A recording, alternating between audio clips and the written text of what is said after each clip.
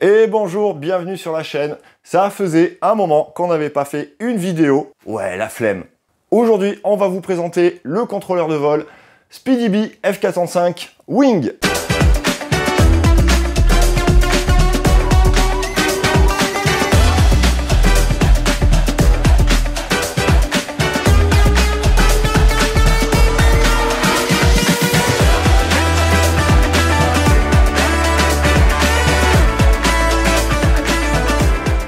Pour commencer, on va faire un tour sur les spécifications du contrôleur de vol et voir les différences avec sa petite sœur, la F405 Mini.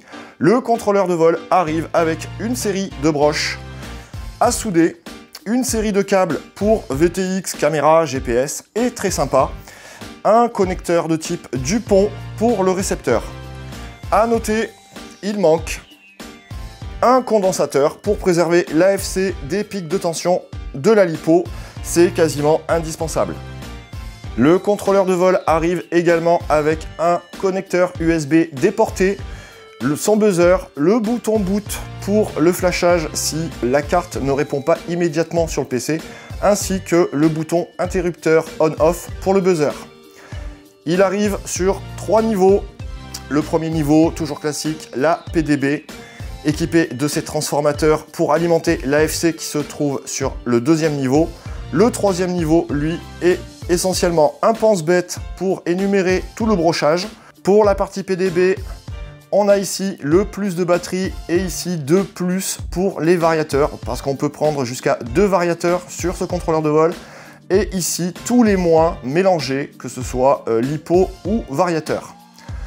Côté cerveau, nous avons ici la partie transformateur des cerveaux. Par défaut, il est de 5 volts. Vous pouvez faire des ponts de soudure pour avoir du 6 volts ou du 7,2 volts pour vos cerveaux moteurs. Je vous rappelle que vous devez consulter le site du fabricant de vos cerveaux pour connaître la tension de fonctionnement de vos cerveaux. Autre bec intéressant, ici nous avons le bec dédié au VTX. Par défaut, il est en 9 volts. On voit qu'il y a un pont de soudure qui a été fait pour alimenter le VTX. Vous pouvez le nettoyer et faire un pont de soudure pour avoir du 12 volts dédié sur le VTX. Vous pouvez nettoyer entièrement ce pont de soudure pour repasser en 5 volts. Maintenant, du 5 volts sur des VTX, vous en trouverez pas beaucoup. La plupart des VTX du marché sont sur des tensions assez fortes. Pour la partie contrôleur de vol, la jonction avec la PDB se fait avec les petites broches qui sont ici et ça c'est quand même bien pratique, alors qu'avant il fallait faire soi-même la jonction entre la PDB et la FC. Concernant le brochage, nous avons ici la partie dédiée au servomoteur.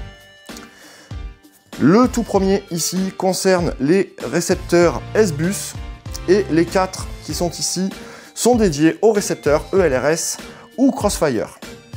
Chose très intéressante, vous avez des deux côtés, ici et ici, les mêmes sorties. Ici, la partie à souder, donc caméra, VTX, GPS. Et ici, vous avez les mêmes ports, mais cette fois-ci pour faire du plug and play avec les câbles fournis. Le dernier niveau de ce contrôleur de vol vient se connecter par des petites broches ici pour alimenter un jeu de LED et connaître l'état de fonctionnement du contrôleur de vol. Il vient aussi alimenter une série de 4 ports pour alimenter des LED indépendantes. Et très sympa, nous avons un pense-bête pour connaître tout le brochage correspondant du contrôleur de vol. Petite comparaison avec la F405 Mini, la PDB de la Mini alimente par défaut tout le réseau FPV, donc le VTX et la caméra, en 5 volts. Alors que celle-ci, par défaut, elle alimente la caméra et le VTX en 9 volts. Autre différence importante, la F405 Mini est équipée d'une entrée pour 2 caméras. Vous pouvez switcher d'une caméra à l'autre pendant le vol, alors que la F405 Wing classique n'a qu'une seule caméra. On se retrouve sur Inav. Je vous rappelle qu'il est important d'effectuer aucune soudure sur le contrôleur de vol tant que l'on n'a pas Calibrer les gyroscopes, cela pourrait permettre de déceler une défectuosité liée au fabricant. Deuxième astuce pour ceux qui n'ont pas l'habitude du flashage de contrôleur de vol. Un contrôleur de vol arrive avec un minimum de données à l'intérieur que l'on va supprimer et mettre à jour avec un nouveau firmware.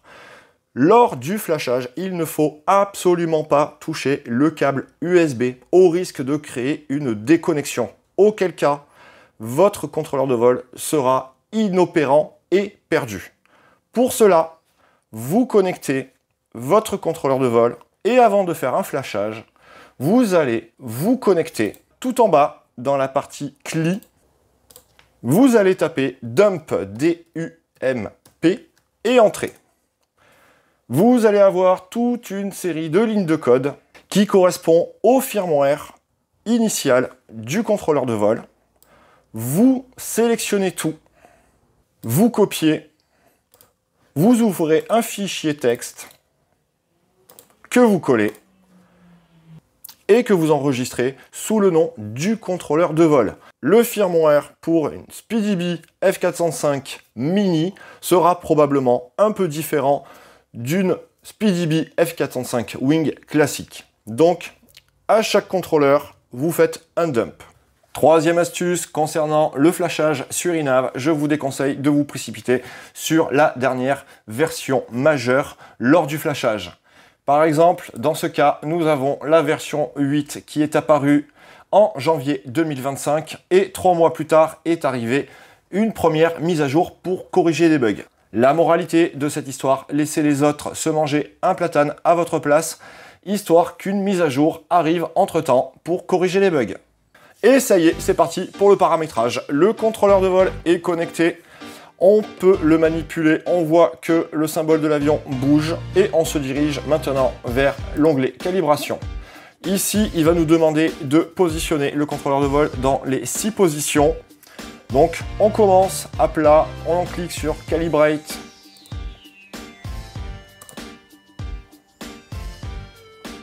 Il a reconnu la position et ensuite, on le positionne sur le côté, la face avant.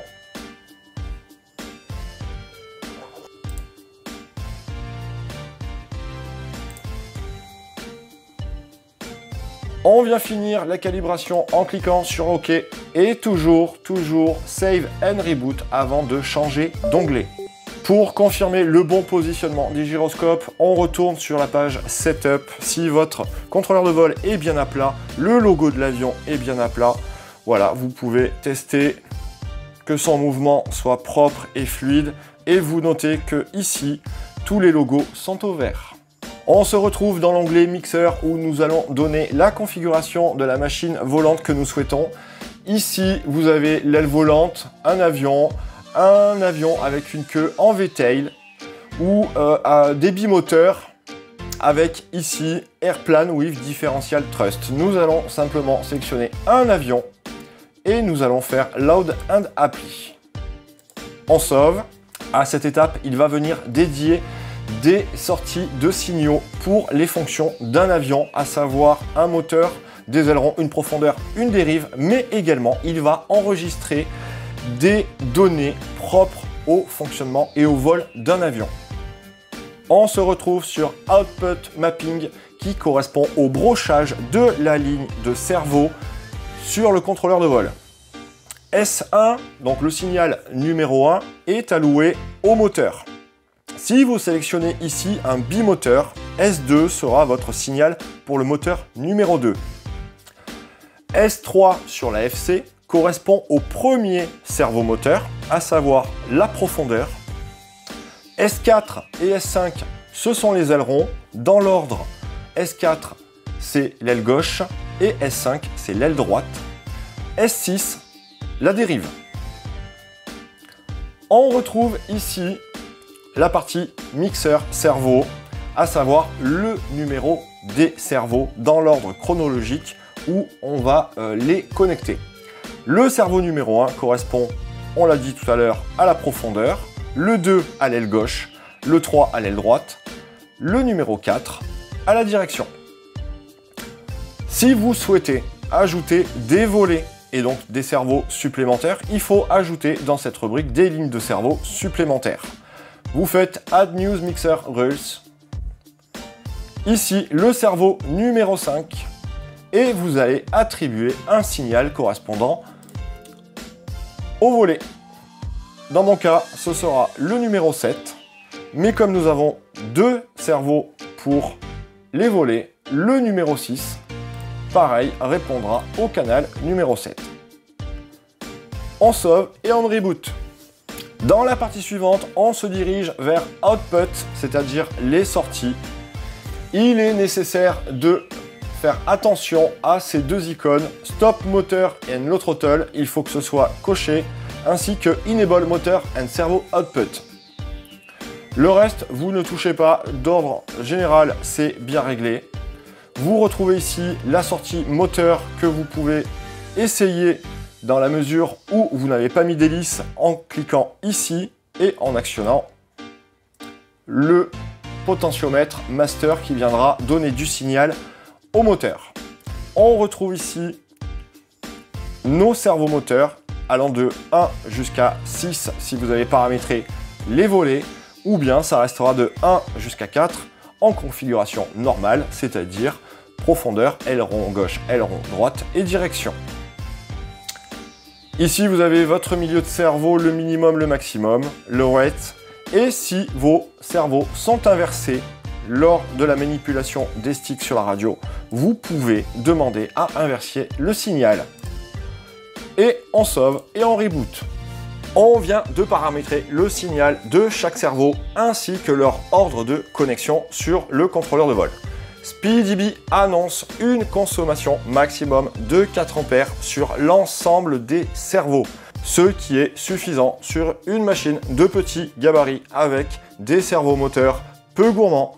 Si vous avez une machine beaucoup plus conséquente, plus grande, avec des servomoteurs plus gourmands, il est fortement conseillé de passer sur une Matek H743 Wing ou H743 Wilight, avec un pic de consommation jusqu'à 8 ampères. On se retrouve sur l'onglet Port avec nos UART. Un UART est l'équivalent d'un connecteur pour amener un composant supplémentaire sur un contrôleur de vol afin qu'ils puissent communiquer ensemble. Les contrôleurs de vol F405 sont des contrôleurs assez basiques, donc on est assez limité en nombre d'UART. À savoir, une F405 dispose de 4, 5, voire 6 UART. Concernant le mappage des UART de la SpeedyBee F405 Wing, on s'aperçoit que par défaut, l'UART1 est dédié au récepteur. On n'y touche pas, on laisse cet UART dédié au récepteur. Pareil pour le GPS, on s'aperçoit qu'il est dédié à l'UART3, on le laisse, on n'y touche pas. Pour ceux qui ont un VTX, il est possible que vous ayez un petit VTX tout gentil, tout mignon, 3 fils, le plus, le moins, et la vidéo, vous n'avez aucun réglage à faire. Pour ceux qui ont un VTX à puissance variable ou réglable à distance, vous allez devoir sélectionner le bon UART. L'UART du VTX est le numéro 5. Vous allez chercher le protocole de votre VTX, à savoir pour moi j'utilise du TBS, donc ça sera du Smart Audio, mais vous pouvez très bien être sur de l'IRC Tramp. Vous sélectionnez votre protocole, vous le placez sur l'UART5 et vous faites Save and Reboot. On se retrouve dans la partie configuration où on va devoir rentrer quelques données du constructeur SpeedyBee, à savoir l'accéléromètre. Il est noté sur le site internet de SpeedyBee. L'accéléromètre est le ICM 42688. Vous allez dans la rubrique accéléromètre et on ne trouve pas l'ICM 42688. Rien de grave, vous prenez la même série de lettres, le ICM, le 42, c'est ce qui compte, le nombre le plus approchant en tout cas, et ça ira. Le magnétomètre, on n'en a pas, on restera sur un GPS classique. Le magnétomètre, c'est une petite fonction supplémentaire sur les GPS. Donc soit vous avez un GPS qui fait juste office de GPS, soit vous avez un GPS qui fait compas, et c'est ici que vous viendrez rentrer le protocole du magnétomètre. Deuxième chose, le baromètre intégré à la FC, c'est un SPL 06. Alors c'est un baromètre un petit peu léger, un petit peu moyen, rien de foufou. Maintenant, on s'en balance puisque le baromètre est compensé par le positionnement GPS, notamment son altitude. C'est le GPS qui va supplanter les données du baromètre interne au contrôleur de vol. Le reste, j'en ai pas, le pitotube, j'en mettrai pas, le rangefinder, le flow optical, etc. On ne s'en occupe pas. Concernant les features, alors, ici, on va voyager léger. On décoche le CPU, on active le GPS. La télémétrie, évidemment qu'on la veut, on fait du FPV, c'est une des données essentielles du loisir. Tout le reste, on laisse décocher la black box. Moi, je ne l'utilise pas, je n'en veux pas. On coche Enable Motor and Servo Output. On décoche l'OSD, bien sûr, pour afficher la télémétrie à l'écran. On coche Permanently Enable Air Mode. Je coche le profil sélection with TX Stick Command. Le reste, c'est vraiment optionnel. Moi, j'aime bien avoir le profil de sélection de la batterie, c'est-à-dire qui vient déceler automatiquement si c'est une 3S, une 4S ou une 6S. Et toujours, d'un point de vue personnel, je préfère laisser cocher la trim automatique des cerveaux. Toujours sur les données du fabricant, on se réfère cette fois-ci au voltage scale. SpeedyBee annonce qu'il faut mettre la valeur de 1100 et pour la partie Current Meter Scale, il faut mettre 195. On n'invente rien, on copie juste ce que donne le fabricant. Ici, vous allez placer les tensions minimales et maximales de votre LiPo. Et si vous avez un VTX programmable, je vous invite ici dans la partie VTX à sélectionner la bande, le canal et la puissance avec laquelle vous vous connectez. Ce sera le BE7 pour moi. On sauve et on reboot. Pour le reste, ça va aller un petit peu plus vite parce que je vous ai fait de nombreux tutos sur le reste des paramètres, mais on continue. Pour l'onglet Failsafe, on vient sélectionner le RTH et on sauvegarde évidemment. Pour l'onglet des PID Tuning, en termes de PID, nous avons des avions et pas des drones. La sustentation se fait par le flux d'air et le temps de réaction de nos cerveaux sont beaucoup plus lents que des moteurs à hélice. Donc le réglage de PID, certains vont dire oui, moi je dis non, puisque la différence sera minime, voire inexistante. Par contre, dans l'onglet Rate et Expo, ici, si vous avez le mode angle, au niveau du roll, vous avez 30 degrés maximum d'inclinaison, ce que je trouve un petit peu léger, même si vous êtes débutant. Vous êtes en mode stabilisé, donc relativement sécure. Moi, je vous suggère 45 degrés en mode angle. Le pitch, c'est-à-dire l'angle de piqué ou de montée, il est pareil de 30 degrés, ce que je trouve quand même très plat. Un petit 60, histoire de se faire plaisir, ça fait pas de mal. On sauve. Dans l'onglet Advanced Tuning, je trouve que les paramètres d'origine sont déjà très bien. Attention au moteur délai, qui est de 100 millisecondes selon votre machine, à vous de bien la régler. La puissance du moteur est à 1700, donc je rappelle qu'on va à une plage de 1000 à 2000. Le taux de montée, là par contre, moi personnellement, je trouve un peu fort. Je mettrai du 18 voire 20 degrés maximum. Le reste, on ne touche pas. Dans les éléments basiques, ici, votre hauteur de RTH. Bon, moi j'aime bien revenir à 60, histoire d'être sécure. Tout le reste ici est très bien paramétré.